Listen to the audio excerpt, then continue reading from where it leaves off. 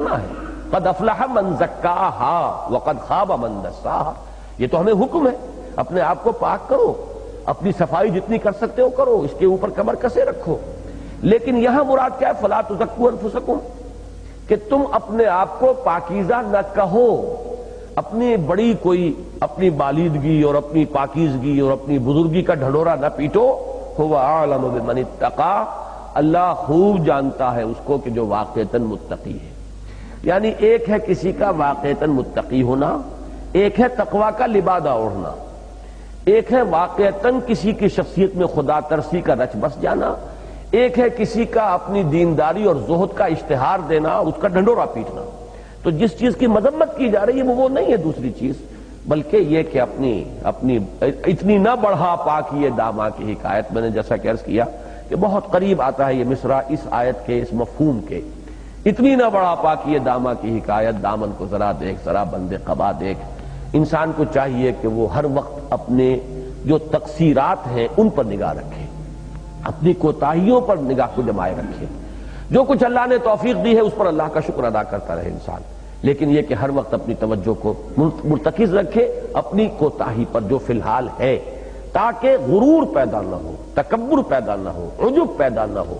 یہ ہے اصل میں اس آیہ مبارکہ کا جو اصل یعنی ہمارے لیے رہنمائی والا پہلو ہے. فلا تزکوا انفسکم هو اعلم بمن اتقى. اس میں ایک بڑا لطیف اشارہ ہے. اگر کوئی حقیقتاً متقی ہے تو اللہ کی نگاہ سے چھپا ہوا نہیں ہے، وہ کبھی اپنے تقوی کا اشتہار نہیں دے گا. یہاں بھی پھر میں عرض کر دوں کہ اس کا یہ مطلب نہ لے لیا جائے کہ جو نیکی کے کام علن اعلان کرنے کے ہیں دین میں ان کو بھی انسان نہ کرے. دیکھیں نا، چونکہ آپ کے علم میں ہوگا کہ ہمارے یہاں صوفیہ کا ایک فرقہ ملامتیہ مشہور ہے. وہ ملامتیہ فرقہ کون سا ہوتا تھا کہ جو جان بوجھ کر گناہ کے کام کرتے تھے، گندگی میں ملوث ہوتے تھے تاکہ لوگ ہمیں متقی نہ سمجھیں.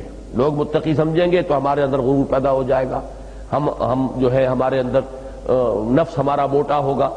تو برعکس کام کرو، برائی کے کام کرو تاکہ لوگ تمہیں ملامت کریں.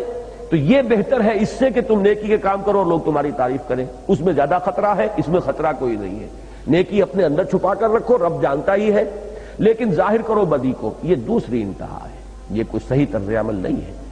اسی کے آپ مظہر دیکھتے تھے، اب آپ داڑھی کیوں نہیں رکھتے؟ ارے کیا داڑھی رکھیں، ہمارا تو کردار ایسا ہے، داڑھی ہم داڑھی کو بدنام کریں. غلط بات ہے یہ. پھر آپ نماز بھی مت پڑھیے کہ نماز کو بدنام کریں گے آپ.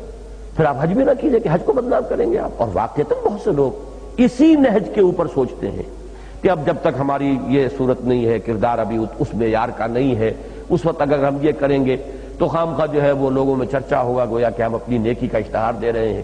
اور یہ کہ چونکہ ہمارا کردار اور ہماری شخصیت تو اس کے ہم وزن نہیں ہے تو ہم خامخواہ بجائے یعنی لینے کے دینے پڑ جائیں گے کہ اس داڑھی کو بھی بدنام کر دیں گے. یہ بالکل غلط طرز عمل ہے، یہ شیطان کی وسوسہ اندازی ہے. جو کام اعلانیہ کرنا دین میں بتایا گیا وہ اعلانیہ ہی کرنا ہوگا.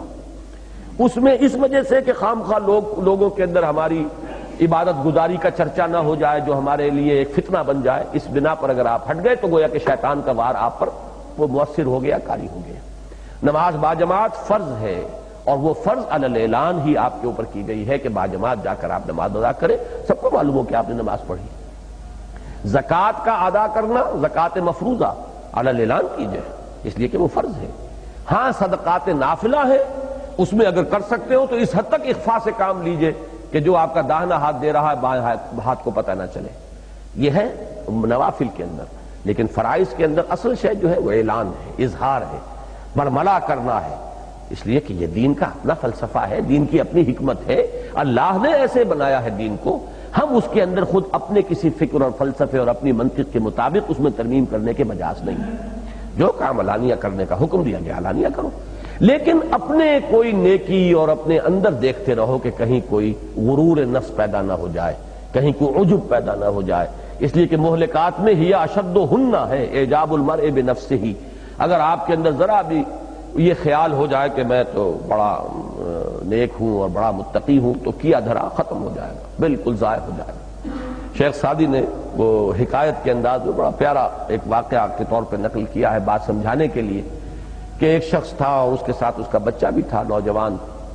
تو وہ رات کو دونوں باپ بیٹا جو ہے نوافل ادا کر رہے تھے. کچھ لوگ سو رہے تھے تو بیٹے نے ایسے ہی کہا کہ ابا جان مجھے بڑا احساس ہو رہا ہے کہ یہ لوگ کتنے محروم ہیں، یہ اس وقت پاؤں پھیلائے سو رہے ہیں، اللہ نے ہم پر کتنا کرم فرمایا۔ تو باپ نے کہا بیٹا اگر تم بھی سوئے ہوتے تو یہ بہتر تھا اس سے کہ تم اس وقت یہ جو توفیق تمہیں ملی ہے اس کی بنا پر تم نے اپنے آپ کو ان سے بہتر سمجھا جو سو رہے ہیں، یہ منفی نتیجہ ہے جو نکلا ہے تمہارے اندر، تو اس سے تو بہتر یہ تھا کہ تم بھی سوئے رہتے۔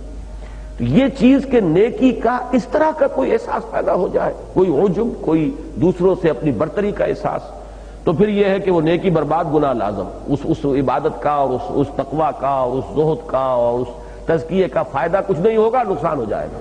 فلا تزکوا انفسکم هو اعلم بمن اتقى، وہ خوب جانتا ہے جو واقعتاً متقی ہے، اس کی نگاہوں سے مخفی نہیں ہے، وہ اللہ جانتا ہے، وہ تمہارے دلوں کو دیکھتا ہے، تمہارے دلوں کی حالت اس کے سامنے ہے۔ ہر وقت انسان جو ہے اس پہلو سے چوکس رہے۔